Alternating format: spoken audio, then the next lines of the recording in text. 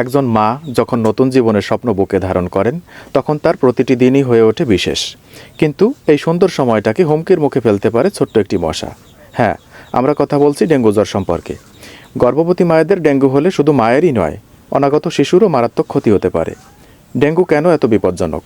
Dengue হলে শরীরের platelet কমে যেতে পারে, রক্তক্ষরণ হতে পারে এবং মারাত্মক ক্ষেত্রে শক সিনড্রোম দেখা দিতে পারে। গর্ভবতী মায়েদের ক্ষেত্রে এর ঝুঁকি আরও বেশি। ডেঙ্গুর কারণে যা হতে পারে তা হলো সময়ের আগেই প্রসব হতে পারে, শিশুর ওজন কম হতে পারে, গর্ভের শিশুর কষ্ট বা জটিলতা, অতিরিক্ত রক্তক্ষরণ, গুরুতর ক্ষেত্রে মা ও শিশুর জীবনহানির ঝুঁকি হতে পারে।